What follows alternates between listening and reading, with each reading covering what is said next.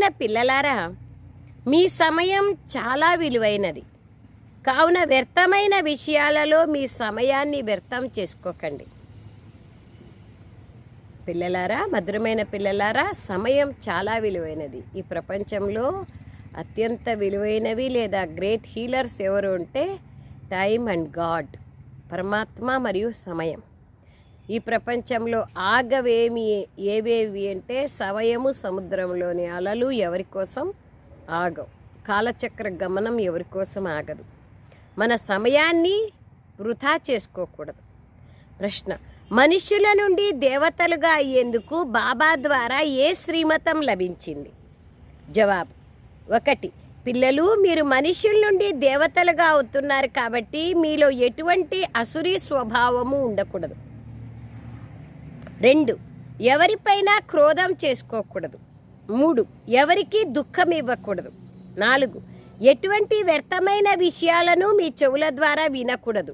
చెడు వినకండి, చెడు మాట్లాడకండి, చెడు చూడకండి, చెడు కర్తవ్యాలు చేయకండి, చెడు ఆలోచించకండి. ఇది బాబా యొక్క శ్రీమతం. ఎందుకంటే చెడు చూస్తే ఏమవుతుంది? చెడ్డగా అయిపోతాం. దేవతలుగా ఎప్పుడయ్యేది? సారం: జ్ఞాన విషయాలు తప్ప ఇంకే విషయాలు మీ నోటి నుండి రాకూడదు. వ్యర్థమైన పరచింతన విషయాలను ఎప్పుడూ వినకూడదు. మీ నోటి నుండి ఎల్లప్పుడూ జ్ఞానరత్నాలే వెలువడాలే కానీ రాళ్ళు వెలువడకూడదు. 2nd పాయింట్: సేవతో పాటు స్మృతియాత్రలో ఉంటూ స్వయంని నిరోగులుగా చేసుకోవాలి. సేవతో పాటు స్మృతియాత్రలో ఉంటూ స్వయంని నిరోగిలుగా చేసుకోవాలి.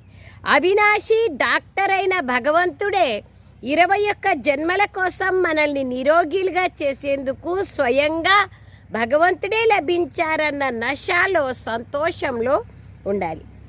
వరదానం: ప్రతి కర్మలో బాబాని అనుసరించి బ్రహ్మబాబా వాళ్ళని స్నేహానికి రిటర్న్ అనగా ప్రత్యుత్తరాన్ని ఇచ్చే తీవ్ర పురుషార్థులుగా కండి. ప్రతి కర్మలోనూ బాబాను అనుసరించండి మరియు బాబా యొక్క పైన మనకు స్నేహం ఉండేదానికి రిటర్న్ ఇవ్వండి. ఇదే తీవ్ర పురుషార్థిల గుర్తు. స్లోగన్: సంతుష్టతకు ఫలం ప్రసన్నత. ప్రసన్న చిత్తులుగా అవ్వడం ద్వారా ప్రశ్నలు సమాప్తమైపోతాయి. అంతే కదా? ఎక్కడ ప్రసన్నత సంతుష్టత ఉందో అక్కడ ప్రసన్నత ఉంటుంది. సాటిస్ఫాక్షన్ ఉంటే హ్యాపీనెస్ ఉంటుంది, ఆనందం ఉంటుంది.